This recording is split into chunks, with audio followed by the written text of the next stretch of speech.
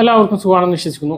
Pan കാർഡുകൾ ഉപയോഗിക്കുന്ന ആളുകൾ അറിഞ്ഞിരിക്കേണ്ട വളരെ പ്രധാനപ്പെട്ട കാര്യങ്ങളാണ് ഈ ഒരു വീഡിയോ നിങ്ങളുമായി പങ്കുവെക്കുന്നത്. പെർമനന്റ് അക്കൗണ്ട് നമ്പർ അഥവാ പാൻ നമ്പർ അതൊരാൾക്ക് ഒന്നേ പറ്റുകയുള്ളൂ. യുണീക്ക് ആയിട്ടുള്ള ഈ ഒരു നമ്പറാണ് രാജ്യത്തെ ഓരോ പൗരന്റെയും സാമ്പത്തിക കാര്യത്തിലുള്ള ഏറ്റവും പ്രധാനപ്പെട്ട രേഖ. പാൻ കാർഡുമായി ബന്ധപ്പെട്ട് അറിഞ്ഞിരിക്കേണ്ട എല്ലാ കാര്യങ്ങളുമാണ് ഈ ഒരു വീഡിയോ നിങ്ങളുമായിട്ട് പങ്കുവെക്കുന്നത്.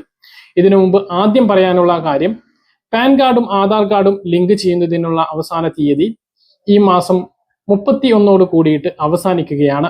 ഈ ദിവസത്തിനുള്ളിൽ പാൻ കാർഡും ആധാർ കാർഡും ലിങ്ക് ചെയ്തിട്ടില്ല എങ്കിൽ ജനുവരി 1 മുതൽ 2026 ജനുവരി 1 മുതൽ പാൻ കാർഡ് പ്രവർത്തനരഹിതമാകും. പിന്നീട് ബാങ്ക് ഇടപാടുകൾക്കും മറ്റ് സാമ്പത്തിക കാര്യങ്ങൾക്കും വലിയ പ്രയാസമാകും. അതുകൊണ്ട് തന്നെ പാൻ കാർഡ് ആധാറുമായിട്ട് ഉടനെ ലിങ്ക് ചെയ്യുക. ആദായ നികുതി വകുപ്പിന്റെ ഇ ഫില്ലിംഗ് പോർട്ടൽ മുഖേന സ്വന്തമായിട്ട് തന്നെ പാൻ കാർഡ് ആധാർ കാർഡുമായിട്ട് ലിങ്ക് ചെയ്യാൻ കഴിയും. സ്വന്തമായിട്ട് കഴിയാത്ത ആളുകൾ അക്ഷയ കേന്ദ്രങ്ങളെയോ CSC കേന്ദ്രങ്ങളെയോ സമീപിക്കാവുന്നതാണ്. ഇനി പാൻ കാർഡുമായി ബന്ധപ്പെട്ട് നിങ്ങൾ അറിഞ്ഞിരിക്കേണ്ട മറ്റ് ചില അറിയിപ്പുകളാണ് പറയുന്നത്. എന്താണ് പാൻ കാർഡ്, ആർക്കാണ് വേണ്ടത്, എന്തിനാണ് പാൻ കാർഡ് എന്നുള്ള വളരെ പ്രധാനപ്പെട്ട കാര്യങ്ങൾ, മുഴുവൻ വിവരങ്ങളുമുണ്ട്. വീഡിയോയുടെ വിശദാംശങ്ങളിലേക്ക് കിടക്കുന്ന കൂടുതൽ ആളുകളിലേക്ക് ഇൻഫർമേഷൻ എത്താൻ ഷെയർ ചെയ്യുക, ലൈക്ക് ചെയ്യുക. ഫേസ്ബുക്കിലൂടെ കാണുന്ന ആളുകൾ ഫോളോ ചെയ്യുക. വീഡിയോയുടെ വിശദമായ വിവരങ്ങളിലേക്ക് വരാം. സാമ്പത്തിക ഇടപാടുകൾ നടത്തുന്ന ഒട്ടുമിക്ക ആളുകൾക്കും ഇന്ന് പാൻ കാർഡ് ഉണ്ട്. പാൻ കാർഡിൽ നിരവധി കാര്യങ്ങൾ ശ്രദ്ധിക്കേണ്ടതുണ്ട്. പല ആളുകൾക്കും പാൻ കാർഡിൽ യഥാക്രമം ആധാർ കാർഡ് അപ്ഡേറ്റ് ചെയ്യാത്തതിന്റെ അടിസ്ഥാനത്തിൽ 1000 രൂപ നഷ്ടമായതാണ്.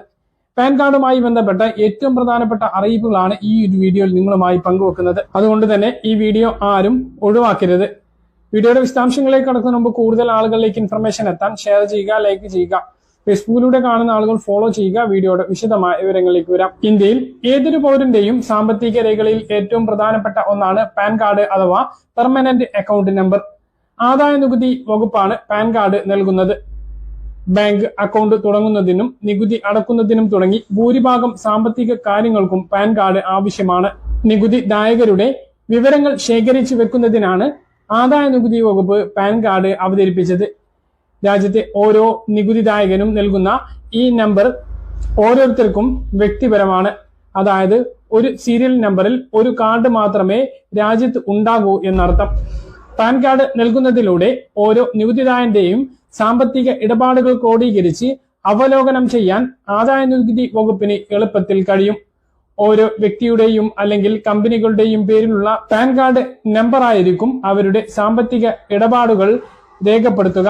അങ്ങനെ വരുമ്പോൾ നികുതി സംബന്ധമായ എല്ലാ വിവരങ്ങളും ആദായ നികുതി വകുപ്പിന് എളുപ്പത്തിൽ പരിശോധിക്കാനും നികുതി വെട്ടിപ്പുകൾ തടയാനും സാധിക്കും. ഇത് തന്നെയാണ് പാൻ കാർഡ് അവതരിപ്പിച്ചതിന് പിന്നിലെ പ്രധാന ലക്ഷ്യവും. അനധികൃതമായി പണമിടപാടുകൾ, കള്ളപ്പണ ഇടപാട് തടയുക എന്ന ലക്ഷ്യവും പാൻ കാർഡിന് പിന്നിലുണ്ട്. എന്നാൽ പാൻ കാർഡ് ഏതൊക്കെ കാര്യങ്ങൾക്ക് നിർബന്ധമാണ് എന്ന് പല ആളുകൾക്കും അറിയില്ല. രാജ്യത്ത് നിലവിൽ പാൻ കാർഡ് എന്തൊക്കെ കാര്യങ്ങൾക്ക് ഉപയോഗിക്കുന്നുണ്ട്? നിർബന്ധമായും പാൻ കാർഡ് വേണമെന്ന് ആവശ്യപ്പെടുന്നത് എന്തൊക്കെ കാര്യങ്ങൾക്കാണ്? അതിൽ പ്രധാനപ്പെട്ടത് 50,000 രൂപക്ക് മുകളിൽ നിക്ഷേപം നടത്തുമ്പോൾ ബാങ്കിൽ പാൻ കാർഡ് വിവരങ്ങൾ നൽകണം. 50,000 രൂപക്ക് മുകളിലുള്ള ഡ്രാഫ്റ്റ് നിക്ഷേപിക്കുമ്പോഴും പാൻ കാർഡ് നിർബന്ധമാണ്. ക്രെഡിറ്റ് കാർഡിനോ മ്യൂച്വൽ ഫണ്ട് പോലുള്ള നിക്ഷേപ പദ്ധതികൾക്കോ അപേക്ഷിക്കുന്ന സമയത്തും പാൻ കാർഡ് ആവശ്യമാണ്. 1 ലക്ഷത്തിന് മുകളിൽ വില വരുന്ന ആസ്തികളുടെ ഇടപാടുകൾ നടത്തുമ്പോഴും പാൻ കാർഡ് നിർബന്ധമാണ്. 5 ലക്ഷത്തിൽ കൂടുതൽ മൂല്യമുള്ള സ്ഥലം വാങ്ങുകയോ വിൽക്കുകയോ ചെയ്യണമെങ്കിലും പാൻ കാർഡ് നിർബന്ധമാണ്. മോട്ടോർ വാഹനങ്ങൾ വാങ്ങുകയോ വിൽക്കുകയോ ചെയ്യുമ്പോഴും പാൻ കാർഡ് വിവരങ്ങൾ നൽകണം. കയറ്റുമതി അല്ലെങ്കിൽ ഇറക്കുമതി ചെയ്യുമ്പോഴും പാൻ കാർഡ് നിർബന്ധമാണ്. 25,000 രൂപക്ക് മുകളിലുള്ള വിദേശ യാത്രകൾ നടത്തുന്നതിനും പാൻ കാർഡ് വേണം. ഇപ്പോൾ 1 പവൻ സ്വർണം വേണമെങ്കിൽ പോലും പാൻ കാർഡ് നിർബന്ധമാകുന്ന അവസ്ഥയിലേക്ക് സ്വർണ്ണവിലയും എത്തിയിട്ടുണ്ട്.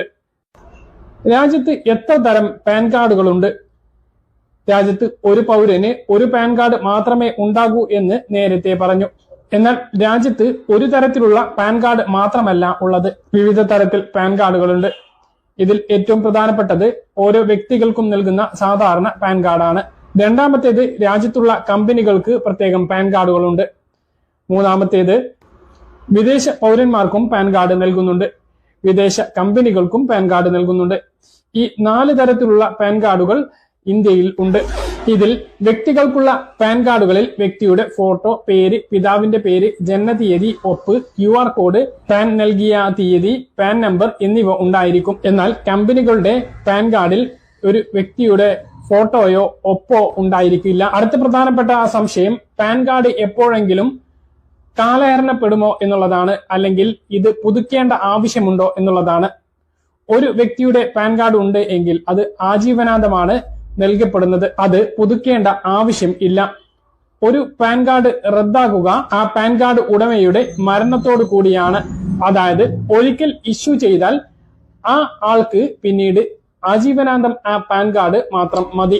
അതിനാൽ തന്നെ പാൻ കാർഡുകൾ കാലഹരണപ്പെടുന്നതിനെ കുറിച്ചുള്ള സന്ദേശങ്ങൾ തേടി വരികയാണ് എങ്കിൽ നിങ്ങൾ ശ്രദ്ധിക്കുക. അങ്ങനെയുള്ള തട്ടിപ്പുകൾ രാജ്യത്ത് നിരന്തരം റിപ്പോർട്ട് ചെയ്യുന്നുണ്ട്. കോളുകളിലൂടെയോ സന്ദേശങ്ങളിലൂടെയോ പാൻ കാർഡ് പുതുക്കുന്നതിന് ആവശ്യപ്പെട്ടേക്കാം. അതിനായി പാൻ കാർഡ് വിവരങ്ങൾ കൈമാറുന്നു. ഇതിനായി അവർ നൽകുന്ന ലിങ്കിൽ ക്ലിക്ക് ചെയ്യാനോ അല്ലെങ്കിൽ പാൻ വിവരങ്ങൾ ചോർത്തുകയോ ചെയ്യും. ഒരു പാൻ കാർഡിന്റെ ഉടമയുടെ വിവരങ്ങൾ അടങ്ങിയിട്ടുള്ള 10 അക്ക ആൽഫ ന്യൂമറിക് നമ്പർ പാൻ കാർഡിലുണ്ട്. ഒപ്പം കാർഡ് ഉടമയുടെ ഒപ്പ്, ഫോട്ടോ, വിലാസം എന്നിവയും ഇതിൽ അടങ്ങിയിരിക്കുന്നു. അതിനാൽ തന്നെ തട്ടിപ്പുകാർക്ക് കാർഡ് ഉപയോഗിച്ച് തട്ടിപ്പുകൾ നടത്താൻ സാധിക്കുന്നതാണ്. ആദായനികുതി നിയമം 1961 സെക്ഷൻ 139A പ്രകാരം ഒരാൾക്ക് ഒരു പാൻ കാർഡ് മാത്രമേ കൈവശം വെക്കാൻ അനുവാദമുള്ളൂ. നിങ്ങളുടെ പേരിൽ ഒരു പാൻ കാർഡ് നിലവിൽ ഉണ്ട് എങ്കിൽ വീണ്ടും പുതിയ പാൻ കാർഡിന് അപേക്ഷിക്കാനുള്ള അർഹതയില്ല. അങ്ങനെ ചെയ്യുന്നത് സെക്ഷൻ 139A നിയമ ലംഘനമാണ്. ആരെങ്കിലും അറിയാതെ 2 പാൻ കാർഡുകൾ എടുത്തിട്ടുണ്ട് എങ്കിൽ അതിൽ ഒന്ന് സറണ്ടർ ചെയ്യേണ്ടതാണ്. പാൻ കാർഡ് അല്ലാതെയും പല സമയത്തും സറണ്ടർ ചെയ്യേണ്ടി വരും. അല്ലെങ്കിൽ പാൻ കാർഡിലെ തെറ്റായ വിവരങ്ങൾ അല്ലെങ്കിൽ ആദായനികുതി വകുപ്പ് അംഗീകരിച്ച മറ്റ് കാര്യങ്ങളാലും പാൻ കാർഡ് സറണ്ടർ ചെയ്യേണ്ടി വരും. ഇരട്ട പാൻ കാർഡ് ഉണ്ട് എങ്കിൽ എങ്ങനെ സറണ്ടർ ചെയ്യും എന്നുള്ളതാണ് അടുത്ത ചോദ്യം. ആദായനികുതി വകുപ്പിന്റെ ഔദ്യോഗികമായിട്ടുള്ള വെബ്സൈറ്റായ NSDR പോർട്ടലിൽ പോയി പാൻ കാർഡിനായി ഓൺലൈനായി അപേക്ഷിക്കുക എന്നതിൽ ക്ലിക്ക് ചെയ്യുക. അടുത്തതായി വരുന്ന ഓപ്ഷനിൽ ആപ്ലിക്കേഷൻ തരം തിരഞ്ഞെടുക്കുക. പിന്നീട് നിലവിലുള്ള പാൻ കാർഡിലെ ഡാറ്റയിലെ തിരുത്തൽ എന്ന ഓപ്ഷൻ തിരഞ്ഞെടുക്കുക. തുടർന്ന് പാൻ റദ്ദാക്കൽ ഫോം സ്ക്രീനിൽ ദൃശ്യമാകും. ആവശ്യമായ വിശദാംശങ്ങൾ പൂരിപ്പിച്ച് നിങ്ങൾ സറണ്ടർ ചെയ്യാൻ ആഗ്രഹിക്കുന്ന പാൻ കാർഡ് വിവരങ്ങളും സൂചിപ്പിക്കുക. പിന്നീട് സബ്മിറ്റ് എന്ന ഭാഗത്ത് ക്ലിക്ക് ചെയ്യുക. അവസാനമായി ഓൺലൈൻ പേയ്മെന്റ് വിഭാഗത്തിനായി ഓൺലൈൻ പേയ്മെന്റ് നടത്തി ഭാവിയിലെ ആവശ്യങ്ങൾക്കായി ആപ്ലിക്കേഷൻ ഫോം ഡൗൺലോഡ് ചെയ്യുക. ആദായനികുതി വകുപ്പിന്റെ നിയമപ്രകാരം ഒരാൾക്ക് ഒന്നിൽ കൂടുതൽ പാൻ കാർഡുകൾ കൈവശം വെക്കാൻ പാടില്ല. നിങ്ങളുടെ കയ്യിൽ ഒന്നിൽ കൂടുതൽ പാൻ കാർഡുകൾ ഉണ്ട് എങ്കിൽ ആദായനികുതി നിയമത്തിന്റെ ലംഘനമായി കണക്കാക്കുന്നതിനാൽ പിഴയും നിയമപരമായ പ്രത്യാഘാതങ്ങളും നേരിടേണ്ടി വന്നേക്കാം. ഒരു വ്യക്തിക്ക് ഒന്നിൽ കൂടുതൽ പാൻ കാർഡ് ഉണ്ട് എങ്കിൽ 1961 ആദായനികുതി നിയമം 272B വകുപ്പ് പ്രകാരം ആദായനികുതി വകുപ്പ് അവർക്കെതിരെ നടപടി ആരംഭിക്കുന്നതാണ്. ഈ നിയമപ്രകാരം 10,000 രൂപ പിഴ ചുമത്തുന്നതുമാണ്. പാൻ കാർഡിൽ എന്തെങ്കിലും മാറ്റങ്ങൾ വരുത്താൻ കഴിയുമോ എന്നുള്ളതാണ് അടുത്ത ചോദ്യം. പാൻ കാർഡിൽ എന്തുതരം മാറ്റം വരുത്തുമ്പോഴും അത് നാഷണൽ ഡിപ്പോസിറ്ററി ലിമിറ്റിന്റെ വെബ്സൈറ്റ് വഴി നടത്തേണ്ടതാണ്. നാഷണൽ സെക്യൂരിറ്റീസ് ഡിപ്പോസിറ്ററി ലിമിറ്റഡിന്റെ വെബ്സൈറ്റ് വഴിയാണ് നടത്തേണ്ടത്. അല്ലെങ്കിൽ UTISL പോർട്ടൽ മുഖേനയും നടത്താവുന്നതാണ്. ചില സന്ദർഭങ്ങളിൽ കുട്ടികൾക്കും പാൻ കാർഡ് വേണം. അത് എപ്പോഴൊക്കെയാണ് എന്നുള്ളതാണ്. കുട്ടിയുടെ പേരിൽ നിങ്ങൾ നിക്ഷേപിക്കുന്നുണ്ട് എങ്കിൽ പാൻ കാർഡ് കുട്ടിയുടെ പേരിൽ ഉണ്ടാവണം. മാത്രമല്ല നിങ്ങളുടെ പേരിലുള്ള നിക്ഷേപത്തിൽ കുട്ടിയെ നോമിനിയാക്കണമെങ്കിലും കുട്ടിക്ക് പാൻ കാർഡ് എടുക്കണം. പറഞ്ഞ കാര്യങ്ങൾ കൃത്യമായിട്ട് മനസ്സിലാണെന്ന് കരുതുന്നു. ഇതുപോലെ ഇൻഫർമേഷൻ ലഭിക്കാൻ ചാനൽ സബ്സ്ക്രൈബ് ചെയ്യുക, ബെൽ ഐക്കൺ എനേബിൾ ചെയ്ത് വെക്കുക. മറ്റൊരു വീഡിയോയുമായി നമുക്ക് കാണാം. ബൈ.